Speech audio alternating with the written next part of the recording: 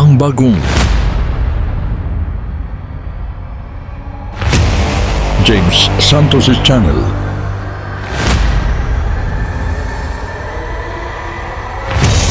Bagong tema, bagong boses, may komentaryo. Ang pangangaral ni Brother Eli Soriano.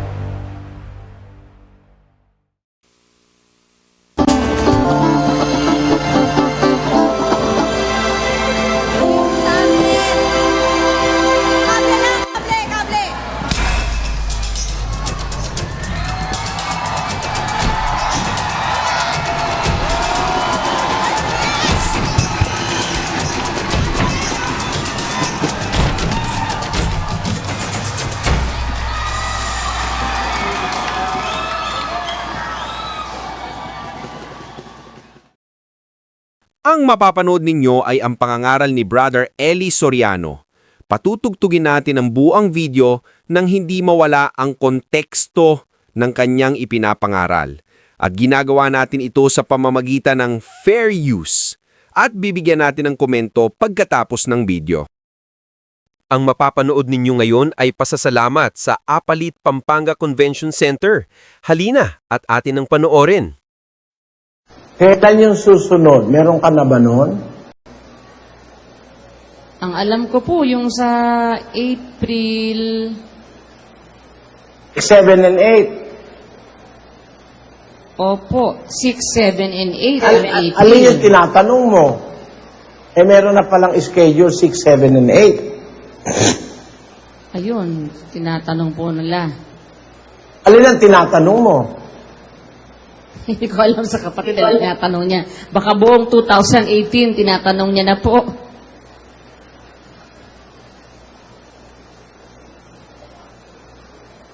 Siguro hingi na lang po ng advance na bukod dito sa April. Pero yung April, yun na po yun mga kapatid, sinabi nung nakaraan na yun eh. April 6, 7, and 8.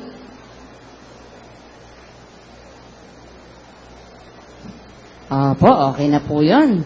Sige po, punta naman tayo ng, ayan, yung first quarter natin, April 6, 7, and 8. Yung susunod, yun na lang, iintayin po natin.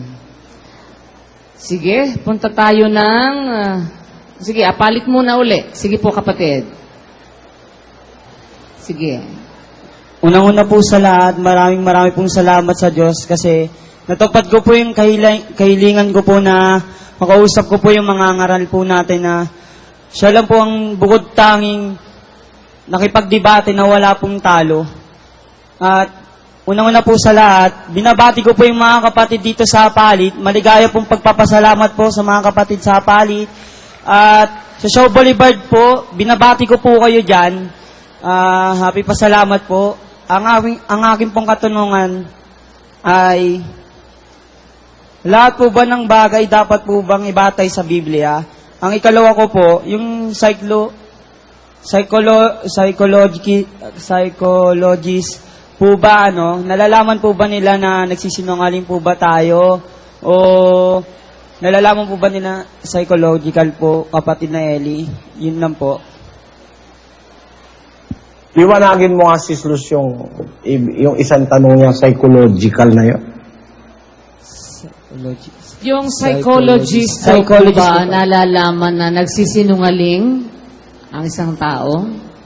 Ganun ba kapatid? Opo. Ano pa yung isa? Po? Nalalaman nila yung psychological? Yung kung nalalaman po nila yung tao po ba ay nagsisinungaling o nagsasabi po ng totoo. Yung po sisla. Kuha sa psychology yun, kapatid. Yung para malaman mo na nagsisinungaling o hindi. Maaari siguro sabihin, pagka inimbestigahan mo, through investigation, kung pwede, sa pagka kinu-question mo, inuulit-ulit mo mga tanong, malalaman mo kung nagsisinungaling. Kagaya nung ambassador ng Amerika, nung isang araw lang, nabalita yon. Yung ambassador ng Amerika, nagsalita ng maling balita. Tapos, ano niya, idininay niya yung sinabi niya. Tapos, nung maiipit siya, idininay naman niya na idininay niya. O kaya, alam mo, malalaman mo ang tao nagsisinungaling, hindi lang sa pamamagitan ng psychology. Kasi merong mga tao mahusay magsinungaling. Kahit gamitan mo ng psychology, hindi mo basta mahuhuli. Merong ganong mga tao. Kaya ang pagsisinungaling ng tao, meron tao na mahusay umarte. Nasa Ecclesiastes yun versikulo 1 yun ng Ecclesiastes 8:1. Sino ang gaya ng pantas na lalaki at sinong nakakaalam ng kahulugan ng isang bagay? Ang karunungan ng tao ay nagpapasilang ng kanyang mukha at ang katigasan ng kanyang mukha ay nababago. Pag matalino ang tao, pag marunong, yung katigasan ng kanyang mukha, na i-conceal niya yun na itatago niya. Kaya yung kasinungalingan, maitatago rin yun. Hindi mo basta makukuha yung sa psychology. Ewan ko kung ba't mo itinatanong yan, Siguro mas maganda sasabihin yung dahilan, ba't nyo tinatanong para nasasagot ko kayo ng ayon sa Biblia. Kasi yung isang tanong mo, lahat man ng bagay dapat ibatay sa Biblia. Lahat ng bagay dapat ibatay sa batas ng Diyos. Lahat ng gagawin natin sa buhay dapat laging nakabatay sa batas ng Diyos, sa aral ng Ebanghelyo. Sa unang Korinto 2:4-5. Slus. At ang aking pananalita at ang aking pangangaral ay hindi sa mga salitang panghikayat ng karunungan, kundi sa patotoo ng Espiritu at ng kapangyarihan. Upang ang inyong pananampalataya ay huwag masalig sa karunungan ng mga tao, kundi sa kapangyarihan ng Diyos. Ang inyong pananampalataya huwag masalig sa karunungan ng tao, kundi sa kapangyarihan ng Diyos. Dapat may saligan ang ating pananampalataya, yung kapangyarihan ng Diyos. Alin ba yung kapangyarihan ng Diyos na saligan ang pananampalataya? Yung 1:16 ng Roma. Sapagkat hindi ko ikinahihiya ang Ebanghelyo, sapagkat siyang kapangyarihan ng Diyos sa ikaliligtas ng bawat sumasampalataya, unay sa Hudyo at gayon din sa Griego. Kapangyarihan ng Diyos yung Ebanghelyo. Doon dapat ibatay ang lahat ng bagay na gagawin natin sa buhay. Lahat ng bagay sa buhay. Bukod sa saligan yun ng pananampalataya, saligan pa rin yun ng lahat ng gagawin mo sa buhay. Filipos 1:27. Ang inyo lamang pamumuhay ay maging karapat-dapat sa Ebanghelyo ni Kristo, upang maging ako ay dumating at kayo'y makita o wala man sa harap ninyo, ay mabalitaan ko ang inyong kalagayan, na kayo'y matitibay sa isang espiritu, na kayo'y magkakaisa ng pangkaluluwa na nagsisikap sa pananampalataya sa Ebanghelyo. Pamumuhay dapat batay lahat sa salita ng Diyos sa Ebanghelyo. Yun. Next, Sis Luz. Okay, next. Punta po tayo ng Silang Cavite. Sige po, sa Biga, Silang Cavite. Dinig na po kami. Opo, sige po kapatid. Happy pasalamat po ng buong bayan, kapatid na Eli, kapatid na Daniel, at sa lahat po ng mga kapatid sa buong mundo. Meron pong kapatid na magtatanong po dito, si kapatid na Bernet Herona, tungkol po sa naging paksa po kahapon. Narito po siya. Happy pasalamat po, Brother Eli, Brother Daniel, at sa lahat ng kapatid sa buong mundo. Brother Eli, ako po nagpapasalamat at nabigyan uli ako ng pagkakataong makapagtanong sa inyo. Ito po ang aking katanungan tungkol po sa paksa kahapon. Kung ang mga magiging dapat sa buhay na walang hanggan o sa eternal life ay ang mga naging bunga ng sinalita ng Diyos na sumunod sa kanyang salita. Pwede rin po ba nating masabi na yun namang mga nabulid sa dagat-dagatang apoy o walang hanggang kaparusahan o kamatayan ay bunga din ng sinalita ng Diyos sa kanila na lumaban o hindi sumunod sa kanyang salita? Alam mo kapatid, hindi natin pwedeng i-apply doon sa mga mapupunta sa parusa yon na sila bunga ng salita ng Diyos. Hindi sila bunga. Kasi hindi sila inaasahang bunga. Ang Diyos, yung salita niya, may inaasahang bunga. Hindi ang inaasahang bunga ng salita ng Diyos ay yung mga mapapahamak. Kasi ang inaasahan ng salita ng Diyos, lahat ng tao maligtas. No? Walang kahit na sinong mapahamak. Yun ang inaasahan ng salita ng Diyos eh. 3:9 ng ikalawang Pedro. Hindi mapagpaliban ang Panginoon tungkol sa kanyang pangako, na gaya ng pagpapalibang ipinalalagay ng iba, kundi mapagpahinuhod sa inyo na hindi niya ibig na sino man ay mapahamak, kundi ang lahat ay magsipagsisi. Ayon, hindi niya ibig sino man mapahamak. Yun ang sabi ng kanyang salita. Hindi niya ibig sino man mapahamak. Kaya nga niya isinusugo ang kanyang salita para magligtas, hindi para magpahamak. 107:20 ng awit. Sinugo niya ang kanyang salita at pinagaling sila at iniligtas sila sa kanilang mga ikapapahamak. Ang layo ng salita, magligtas. Pag na-impyerno ka, hindi yun ang layo ng salita. Paano mo ngayon sasabihin na sila yung bunga ng salita ng Diyos? Kapatid, naintindihan mo ako? Opo, kapatid na Elin, natanong ko lang po kasi, ang concern ko po kasi po ako pa lang ang kaanib sa iglesia to. Yung pamilya ko po, ang misis ko, ang mga anak ko, malalaki na po sila. Ay may isip na rin po para maunawaan ang salita. Napapagpangaralan ko rin po sila. Minsan po, tatawarin ako news, parang tinatakot ko na sila sa pamamagitan sa Kawikaan 1:24 hanggang 31, pero parang wala Hindi lang po yung mga kamag-anak ko, hindi pati yung mga malapit sa akin, kaibigan ko, katrabaho, mga kaibigan, pero parang hindi yata ako effective, kaya sabi ko, itanong ko na lang po sa inyo. It concerns me kasi, kung let's say mapasama ako dun sa 1,000 taon na maghahari, maiiwan sila. Tapos yung mga anak ko, yung mga anak ng mga kaibigan ko, magkakaanak-anak din yun, siyempre, sa 1,000 taon. Yun po ang concern ko. And then, pag sinasabi ko po yung salita sa kanila, parang inaanoy pa nila yung salita ng Diyos. Sabi ko sa kanila, wag naman ganyan, salita yan ng Diyos. Wag niyong, how do you call this sa English? Parang tinutuya. Ay, sa Tagalog, parang tinutuya pa nila, sir. Yun po.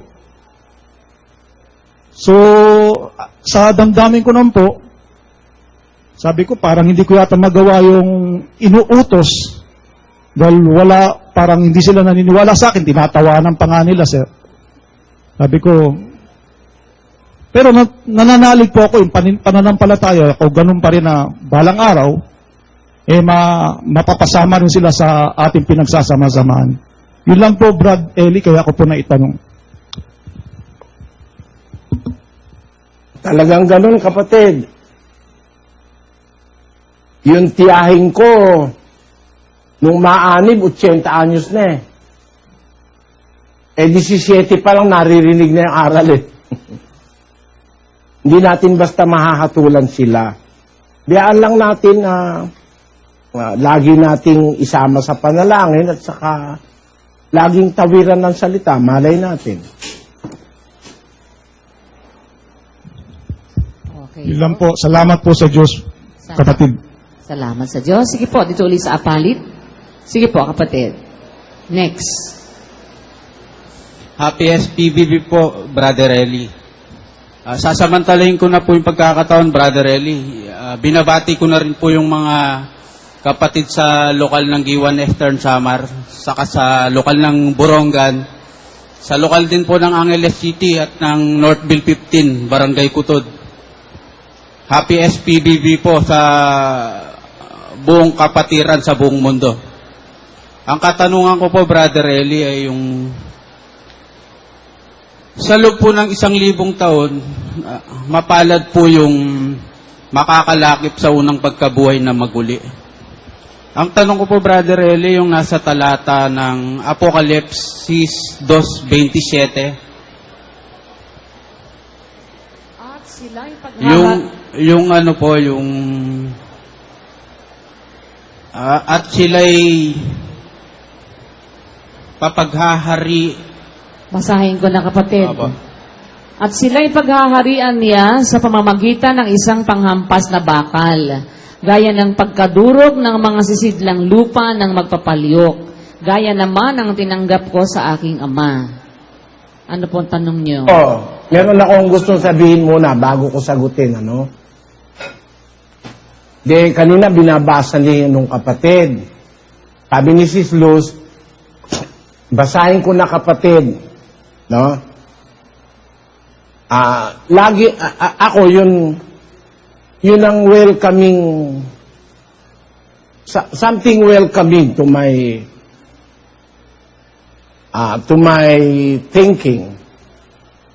Kasi naobserbahan ko nung araw, yung Willie Santiago, nagbabasa yon pag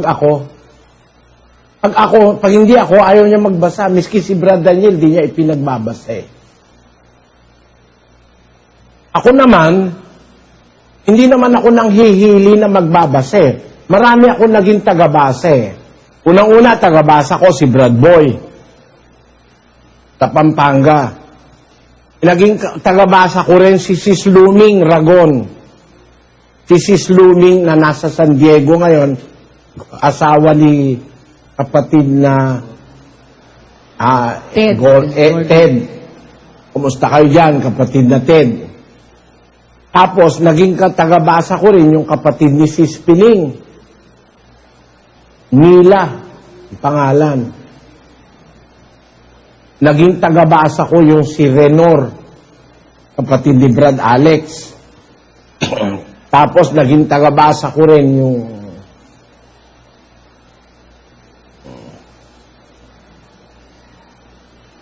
Maning Manzanilla, ng dating naging saksi ni Jehovah.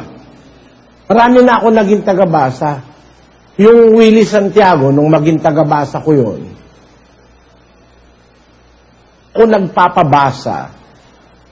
Kasi kung minsan, pag ako bumabasa, parang duda yung mga tao nung araw na binabasa ko. Kasi, pag sinabi ko, basa, pag isang buklat na ganon, babasahin ko na agad. Minsan, binubuklat ko pa, binabasa ko na. Meron daw tao ron sa Pampanga nagsasabi, talaga bang binabasa yun? Ganun, ang bilis, sabi. Kaya, duda sila. Nung malaan kong ganon, gumamit ako ng tagabasa. No? Para emphasize ko dun sa nakikinig na talagang yung sinasabi ko, mababasa. Nasa Biblia. Kaya miski hanggang ngayon, paminsan-minsan, pag binabasa ko, pinapabasa ko dun sa nakikinig mismo eh. Para kumbinsido yung lahat na talagang nakasulat yung binabasa ko. Hindi dahil tamad ako. Hindi dahil sa gusto kong maging parang Panginoon na nag-uutos magbasa. Hindi ganon. Ang diwa kong daladala ay para mapaniwala ko yung tao na talagang yung sinasabi ko, in reality, nakasulat. Ngayon, naalala ko yung sinabi ni Sis Luz, ako na nga babasa, kapatid, sabi niya. Magkaiba ng diwa, si Sis Luz at saka yung si Willie Santiago. Napasama yung tao na yun eh. Kasi ang diwa niya, mayabang siya. Mana siya dun sa lahi ng Santiago, yung pinanggalingan niya. Pero mayabang yung lahi na yun eh. Alam mo kung bakit? Yung lahi na yun ni Santiago, yung Santiago ang lumaban kay Manalo dung araw. Lolo niya yon. Yung Santiago rin ang lumaban sa kapatid na Perez, si Abilino Santiago, sa panahon naman ni kapatid na Perez. Kaya lahi ng mga rebelde yung Santiago na yun. Yung lahi ni Willie. Hindi naman lahat ng Santiago. Yun lang lahi ni Willie na yun. Magkakaano yun, istorya yun sa Pilipinas.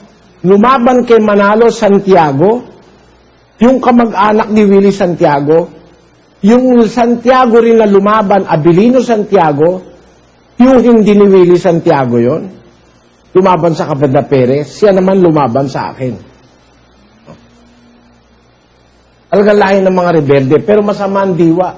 Wala siyang kusang espirito na magbasa ng Biblia. Hindi ba kagaya ni Sis Luz, ayun, nagpresenta dun sa kapatid na magbasa. Minsan nga, kahit ayaw magbasa ni Sis Luz, dahil naiinis dun sa mga nagtatanong, napipilitan siyang magbasa, hindi ba ganon? Diba ganon Sis Luz, ano? Opo, totoo po yan. Pagka mayabang, parang agad meron sila ipipresent sa laban sa sinasabi ninyo, tapos sasabihin sa akin, basahin ko daw. Parang ayokong basahin, naiinis kasi ako sa kanila eh. Kaya lang, pinabasa ko na rin. Kasi naiinis ako dahil ang yabang-yabang nila. Yun po. Kaya ako, pag nagpapabasa ako, meron akong intensyon na iba na hindi na masama. Alam ng Panginoon Diyos yung kaya ako nagpapabasa. Hindi para convenience. Kasi kuminsan naiinis pa nga ako pagka ang nagbabasa, hindi marunong magbasa eh. No? Kuminsan gusto ko ako na rin magbasa. Kaya lang kuminsan kailangan akong huminga. Dahil pagka sumusumpo yung asma ko, pag hindi ako hihinga, susumpong ng matindi. Minsan kailangan kong mag-rest ng pagdaldal para makagain uli ng momentum. Yun. Napunta tayo dyan, ano? Gusto ko lang magturo sa ganung paraan. Si Sis Luz naman, wala naman siyang masamang budhi sa pagbabasa. Alam ko yun. Ngayon, ang tanong ng kapatid, sa loob ng 1,000 taon, yung 227, Sis Luz, anong tanong niya ron? Ito po, ano po tanong nyo dito, kapatid? Yung ano po, Brother Eli, yung tungkol sa pamamagitan po ng panghampas na bakal. Ano po yung panghampas na bakal? Yun lang po, Brother. Ang kahulugan sa Biblia nung panghampas na bakal, yung panglupig yun eh. Panglupig. Basahin mo yung Apokalipsis 2, Awit 2:7, Sis Luz. Aking sasaysayin ang tungkol sa pasya. Sinabi ng Panginoon sa akin, ikaw ay aking anak. Sa araw na ito ay ipinanganak kita. Humingi ka sa akin at ibibigay ko sa iyo ang mga bansa na iyong pinakamana at ang mga pinakadulong bahagi ng lupa ay iyong pinakaari. Sila'y iyong babaliin ng isang pamalong bakal. Iyong dudurugin sila na parang isang sisidlan ng magpapaliyok. Yun. Ang kahulugan niyan, ang unang recipient niyan si Kristo eh. Si Kristo ang unang pinangakuan ng Diyos na kanyang paghaharian, babaliin ang mga bansa sa magitan ng pamalong bakal. Dudurugin sila na parang isang sisidlan ng magpapalyo. At sabi niya, ito ay ukol sa kanyang anak. Ngayon yung anak, dun sa Apokalipsis, ibinibigay naman niya yung karapatan na yon sa kanyang mga lingkod na sumunod sa kanya. Sa 2:26 mo umpisahan, Sis Luz. At ang magtagumpay at tumupad ng aking mga gawa hanggang sa katapusan ay bibigyan ko ng kapamahalaan sa mga bansa. At sila'y paghaharian niya sa pamamagitan ng isang panghampas na bakal, gaya ng pagkadurog ng mga sisidlang lupa ng magpapalyok, gaya naman ang tinanggap ko sa aking ama. Maliwanag, tinanggap niya sa ama niya yun, yung karapatang maghari na may panghampas na bakal, ang ibig sabihin, gagamitan niya na ng puwersa. Kumbaga, parang yung kawikaang may kamay na bakal. Ibig sabihin nun, gagamit ka na ng puwersa doon sa mga swail. Bigay ng Diyos sa kay Kristo yon, doon pa lang sa hula. Pero gaya ng tinanggap ko sa aking Ama, ibibigay naman niya sa mga magtatagumpay na makapaghari rin sa mga bansa na may panghampas na bakal. Sa kahulugan na gagamitan niya ng puwersa yung mga... Kasi nakasulat dun sa 15:24, no? Lilipulin niya ang lahat ng paghahari, lahat ng kapamahalaan at lahat ng kapangyarihan kapagkat kinakailangang siya'y maghari. Yun. Naintindihan mo, kapatid? Opo, Brother Eli. Yun po pala. Salamat po sa Diyos, Brother Eli. Sige po. Sige. Salamat. Sis Luz, Opo, Brother. Sis Luz, Opo. punta na tayo sa ating paksano na nakita ko yung oras eh. Opo. Mag-aalas 12 na pala dyan, ano? Tanong mo sa mga kapatid kung pwede sila hanggang alas 2. Pwede po ba mga kapatid? Hanggang alas 2? Pwede daw po. Mapalakpak po sila. Sige po mga kapatid, balik na po Kung hindi tayo. pwede. Yung hindi payag, Sis Luz. Sino ang hindi payag ng hanggang alas 2? Meron po ba hindi payag? Meron? Meron ba? Wala naman pong nagtataas ng kamay. Alam nyo, nararamdaman ko, bitin ako dito sa ating PBB. Pag alas 12, alaunan, bitin ako eh. Meron akong gusto sabihin, hindi ko na nasasabi. Kagaya kahapon, senior cut ko na lang yung aralin. Meron na akong mga puntong hindi ko na pinaliwanag. Kasi ngayon lang, napakarami kong puntong gustong ipaliwanag, Sis Luz eh. Opo. Gusto ko pa nga i-Portugis at saka i-Espanyol eh. Kasi gusto ko maintindihan sana ng mga kapatid nating mga bago sa dakong ito. Bago sila eh. Hindi pa naman sila mga batido sa pananampalataya eh. Kaya parang, hindi kasi ako nagtitiwala doon sa mga mga nagtatranslate. Ngayon, ganun pa man, kung wala ng oras, ang ating tanong ganito, Sis Luz.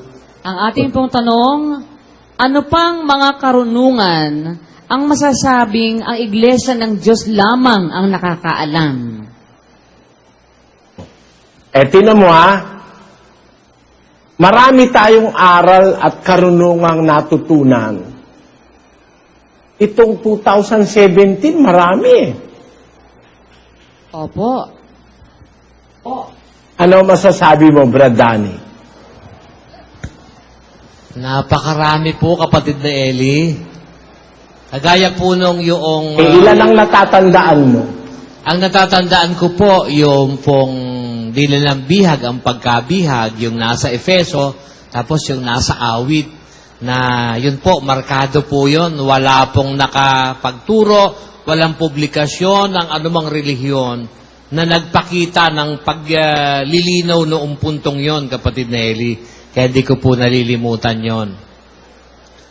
Tapos po, ito nga po, itong natalakay na po kanina ng kapatid na Daniel, na mas lalo pong lumiwanag na ang Diyos ay siyang ama ng pananampalataya at ang Diyos ay may pananampalataya. Marami po, kapatid na Eli, na mga magagandang punto na sukat ng ipagmapuri ng isang hamak na kapatid sa Iglesia ng Diyos na kagaya ko po. Kasi malaking kapalaran na marami po, kapatid na Eli. Hindi ko na po isa-isa siguro. Mayroon pa yun pong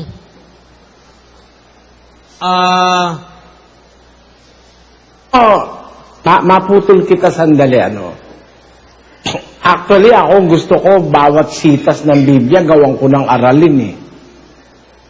ganun Kaya lang na po. napakahaba. Alam mo kung bakit? Bakit po?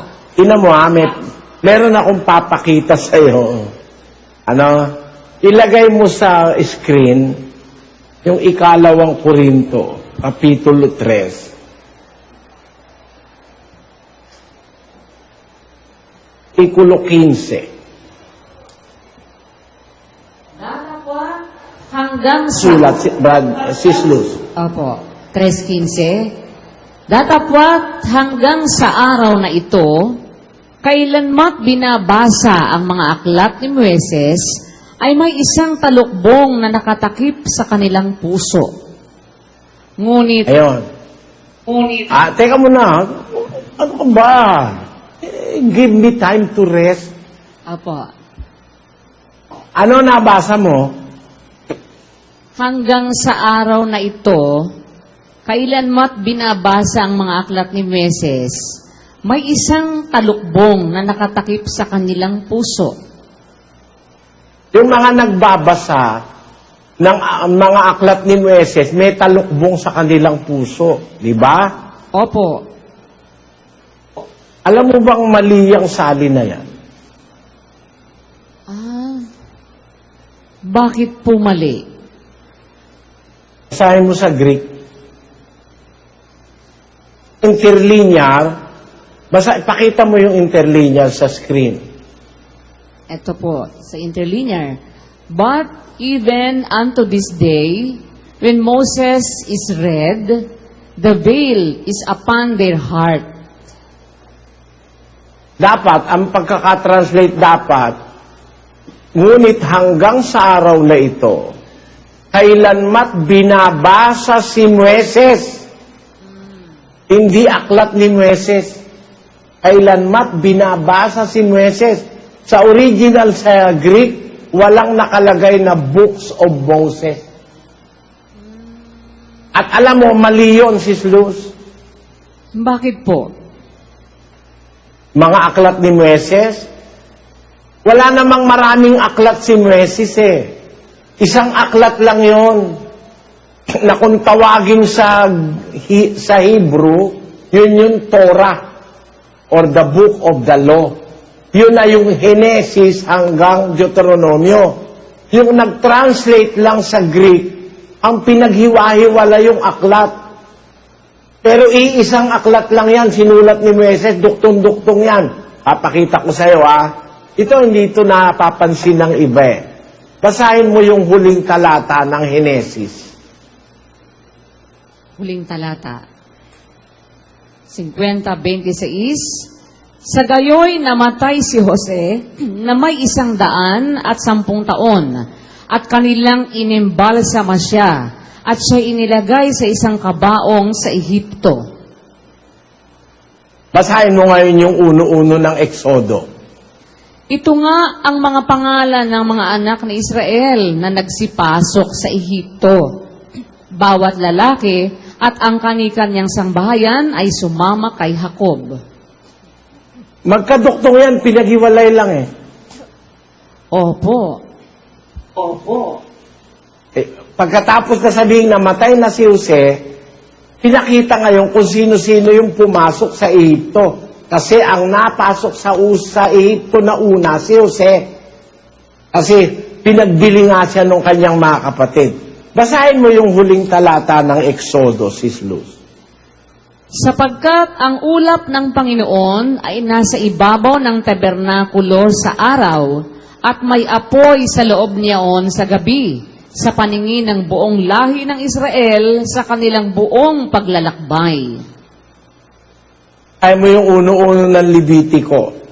At tinawag ng Panginoon si Moises at sinalita sa kanya mula sa tabernakulo ng kapisanan na sinasabi. Salita...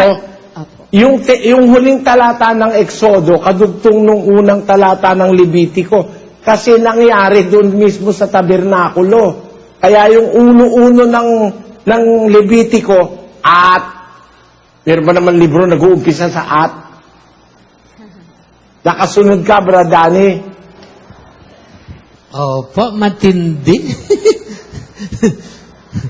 Ayan, basahin mo yung huling talata ng Levitico at saka yung unang talata ng Bilang. Ito ang mga utos na iniutos ng Panginoon kay Moises sa bundok ng Sinai, hinggil sa mga anak ni Israel. At ang Panginoon ay nagsalita kay Moises sa ilang ng Sinai sa tabernakulo ng kapisanan ng unang Kita mo, araw. magkaduktong, kaya at na naman ang umpisa ng bilang di ba? Opo. Nakuha mo, Sis Luz? Opo, Brad Eli, isang aklat Basahin mo na- ngayon. Basahin mo ngayon yung huling talata ng bilang at yung unang talata ng Deuteronomio.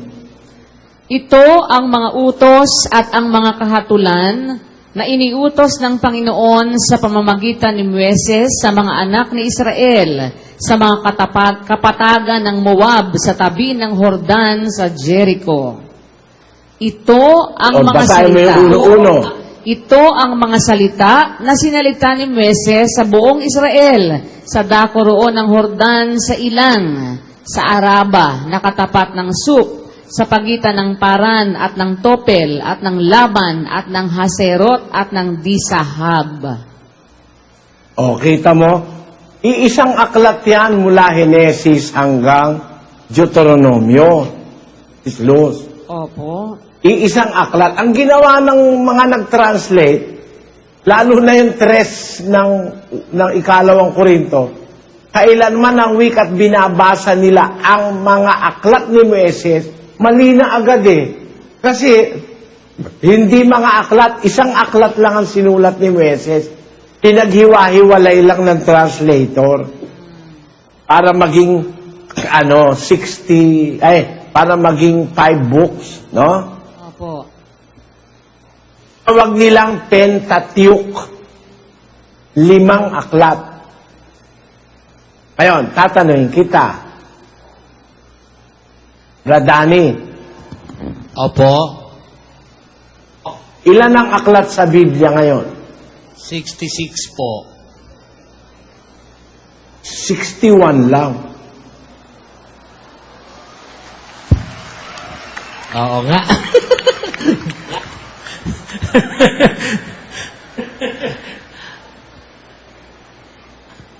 $66 ba? Bawasan mo ng 4 pala. 66 bawasan mo ng 4. 62. Isa lang naman yung aklat ni Moises Ang katunayan, kung titignan mo yung ikalawang Korinto sa 3:15, sa Greek, walang nakalagay dong mga aklat ni Moises. Ang dapat, etong basa. Basahin mo sa English. English. But even unto this day, when Moses is read, the veil is upon their heart. O kita mo, kailanmat binabasa si Moises, hindi aklat ni Moises. Kailanmat binabasa si Moises, at lalong hindi mga aklat ni Moises, kasi isang aklat lang yon. Ngayon, alam mo kung ano punto ko riyan, Sis Luz? Ano po? Hindi ba nung magkausap si Amang Abraham at saka yung mayaman, na pinapabalik niya yung patay? No? Opo. Ano ang sabi ni Amang Abraham doon sa mayaman? Sabi po niya, nasa kanila si Moises, lagay natin yung talata. At sinabi niya, ipinamamanhi ko nga sa iyo, Ama, nasuguin mo siya sa bahay ng aking ama, sapagkat ako'y may 5 kapatid na lalaki upang sa kanila'y patutuhanan niya. Baka pati sila'y mga parito sa dakong ito ng pagdurusa. Datapwat sinabi ni Abraham, nasa kanila si Moises at ang mga propeta. Bayaang sila'y pakinggan nila. Nasa kanila si Moises at ang mga propeta. Buhay ba si Moises noon? Patay na po siya. Patay na po siya. O bayaang pakinggan nila sila. Opo, mapapakinggan nila si Moises. Mapapakinggan nila pati mga propeta. Wala naman panahong nagkapare-parehong buhay si Moises at saka mga propeta Nung buhay si Moises, siya lang ang propeta noon. No? Opo. Siya leader ng Israel. Pero sa sinasabi ng Amang Abraham, nasa kanila si Moises at ang mga propeta. bayaang sila'y pakinggan nila. Ano ibig sabihin? Pag sinabing si Moises, yun ang representasyon ng mga aklat ni Moises. Pag sinabing mga propeta, yun ang representasyon ng mga aklat ng propeta. Kaya napapakinggan yung nasa aklat na nakasulat di ba? Amen. Opo. Natutunan ka, Brad Danny? Opo, matindi po ito, kapatid na Eli. Salamat po sa Diyos. Yun nga po ang isang hindi po maitatanggi dahil sabi doon sa Lucas nasa kanila si Moises. Iniisip ko nga po dati niyan, si Moises ay patay na. Tapos yun naman mga propeta hindi din naman nga po sila sabay-sabay. Yung pala, ang tinutukoy, yung aklat ni Moises, hindi po mga aklat ni Moises, kundi ang maliwanag po talaga ang Biblia pag may unawa po. Nasa kanila si Moises. Kaya, yun po palang tinutukoy na doon sa 3 at 15 ng ikalawang Korinto, kung kami po, dalak po kami nung paniniwala na mga aklat ni Moises ang nandoroon. Ngayon po, salamat sa Diyos na mali pala yun. Ang tama po, aklat ni Moises, hindi mga aklat ni Moises. At saka walang nakasulat sa ikalawang Korinto sa original Aklat. Greek na aklat. Opo. Ang nakasulat, kailanmat binabasa si Moises. Kasi Opo. si Moises ang embodiment ng kanyang mga aklat na sinulat. Amen. Yung aklat na sinulat niya. At yung mga propeta rin, andun din, sabi nung kay mga Abraham. Bakit nandun mga propeta? Yung mga sinulat nila, sila embodiment nun. Wala naman binabanggit na aklat dun Ganun po pala. Ha? Ngayon, yung mga punto na yan, maliliit na punto, matutuklasan mo at maililigaw ka dahil sa maling translation. Mali ang translation sa 3 ng ikalawang Korinto, 3:15. There is no such thing sa Greek na mga aklat ni Moises. Mali yun. Unang-una, isang aklat lang yung 5 na yun. At hindi sinasabi yan yung salitang aklat. Doon sa original Greek, there is no mention of the word aklat or book. But what is there is, even unto this day, when Moses is read, ewan ko lang sa Kastila, ang sabi,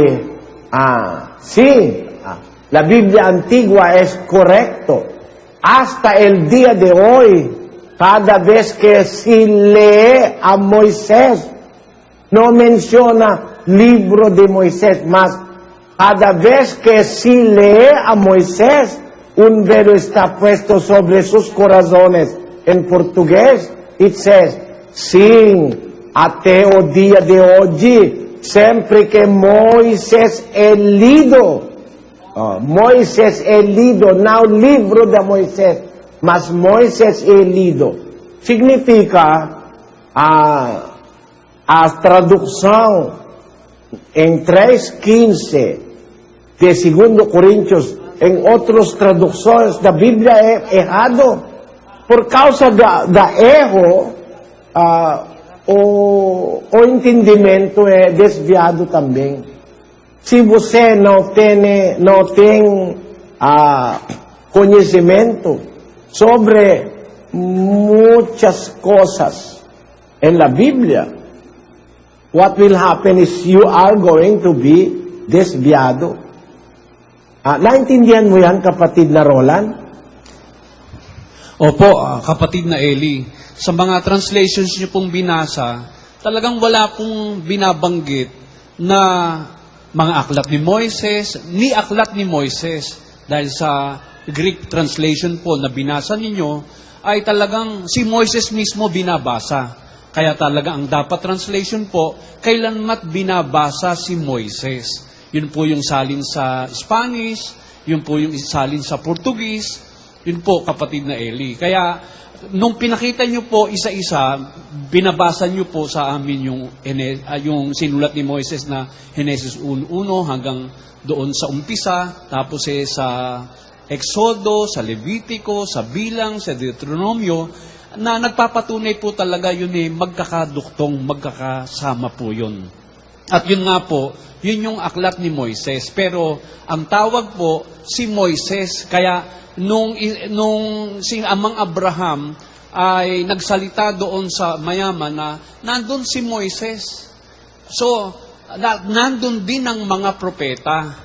Kaya, yung pong binabanggit na yon na si Moises at mga propeta, hindi po yun mga propeta na buhay sa panahon na yun Dahil kailanman si Moises at yung mga propeta nung mangaral sa lupa, hindi naman sila magkakasabay na nabuhay. Pero si Moises at ang mga propeta, nandun, pwede silang pakinggan. Bayaang sila'y pakinggan nila. So, pwedeng pakinggan si Moises, pwedeng pakinggan ang mga propeta ng mga tao kailanmat gusto nila na mapakinggan ang salita ng Diyos na Magitan ng kanilang mga sinulat. Opo, kapatid na Eli. Mapapakinggan mo si Moises at ang mga propeta sa magitan ng kanilang sinulat. Kaya, tama-tama yung ating paksa. Doon ang galing yun na ang salita ng Diyos kahit nakasulat, mapapakinggan. Diba, Sis Luz?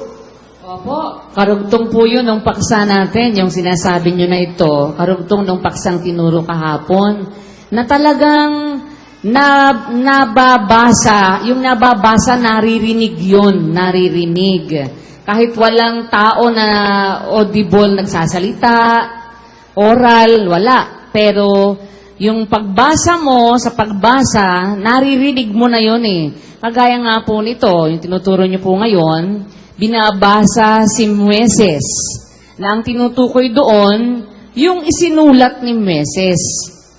Kaya pag sinabing binabasa si Moises, yung isinulat niya mula Henesis hanggang Deuteronomio, yun isang buong aklat lang yun. Yun. At yun ang sinabi ni Amang Abraham sa 16:29. Ulitin mo ang basa. Datapwat sinabi ni Abraham, nasa kanila si Moises at ang mga propeta, bayaang sila'y pakinggan nila. Hindi naman sinabi, bayaan sila'y basahin nila. Hindi. Bayaang sila'y pakinggan nila. Di naririnig yung nakasulat. Amen. Opo. Diba? Opo. Hindi ba punto ng karunungan yan, Sis Luz? Opo. Pag guided ka nung karunungan, maintindihan mo yung maraming bagay. Makikita mo yung mali Opo, Brad Eli, Ha? totoo po. Kailangan na may nakakaunawa. Pag wala, ito kasi laging binabasa ito, yung kwentong ito, yung sa mayaman at saka kay Lazaro. Palagi na po ito, pero yun, question nga din yun. Ako man noong binabasa yung ganon, sabi ko, pakinggan si Moises. Sabi ko, kailan kaya ito? Bakit nandoon pa ba si Moises? Parang question yun na, wala na si Moises dito. Bakit sabi nandun si Moises sa kanila? Kaya, parang ang intindi ko lang nga po dito. Ang katunayang wala na si Moises niyan, kasi yung idinuktong nung Amang Abraham na nagsasabi, nasa kanila si Moises at ang mga propeta. Ibig sabihin, kasama na si Isaias doon, kasama na si Habakkuk, kasama na yung mga propeta. Andun sa kanila, bayaang sila'y pakinggan nila. Ibig sabihin, yung sinutukoy dyan, kumpleto na yung mga aklat ng matandang tipan. No? Kaya po pwedeng makinig yung 5 niyang kapatid na lalaki. Kumpleto na Ang itinuturong istorya ni Kristo, hindi napakatandang istorya. Bakit? Sa panahong kumpleto na yung mga propeta at saka si Moises At mapapakinggan nila, hindi pakikinig na audible, kundi sa pamamagitan nga nung sinulat. Kaya yun lang mga salita na yun biro mo sinulat, mapapakinggan mo. Pag hindi mo alam yun na merong ganun diwa, maliligaw ka Sis Luz. Opo, Brad Eli, mahirap po. Mahirap intindihin pag hindi mo alam yung diwa na yun na itinuro nyo sa amin. Magugulo po, hindi mo maintindihan bakit ganun yung salita, bakit mapapakinggan si Moises, nasa kanila si Moises, at ang mga propeta, pakinggan sila. Paano mo mapapakinggan yun? Wala naman yung mga propeta noon personal. Patay na sila. Patay na. Oh, patay na si Moises noon, patay na rin mga propeta. Wala na sila. Pero mapapakinggan pa. Yun Ano na po. ibig sabihin noon? Yung isinulat. Yun, dun sa nila. mga punto na yon, yun ang napakahalagang, kumbaga sa atin, parang kuminsan nga, parang sa atin, ordinaryong bagay na lang lumalabas eh. Lalo na sa inyo, kung naintindihan ninyo, kuminsan, we fall short of appreciating what is happening. Pero sa bawat pagkakataong ganito na meron tayong naiintindihan, na nagtutuwid ng maling haka-haka. Kasi lalabas, magkakasamang buhay si Moises at mga propeta eh. This is not possible physically. Kasi patay na si Moises bago lumitaw yung ibang propeta. Dito sa sinasabing ito, magkakasama si Moises saka mga ibang propeta, pwede pang pakinggan. Paano mong papakinggan? Anong papakinggan? Buhay ba? Patay na nga eh. Alin ang papakinggan mo? Yung sinulat nila. Kasi naririnig ang kasulatan. Amen. Opo, totoo po. Napakaganda po ng punto na yun, Brad Eli. Yun nga, yun ang talagang kahulugan nun. Kasi imposibleng sabihin mo na mapapakinggan nung mga kapatid nung mayaman, si Moises, at saka yung mga propeta, hindi naman sila buhay noon. Tapos magkakasama na sila. Kaya hindi nga po ito personal ang tinutukoy. Ang tinutukoy dito, yung mga isinulat nila. Isinulat ng mga propeta, yung isinulat ni Moises, mapapakinggan mo. Pero walang boses doon sa mga nakasulat. Kaya pag binasa yon, mapapakinggan po. Ganun pala. Kasi kumpleto na noon yung Old Testament books. Kumpleto na si Moises at saka yung mga propeta.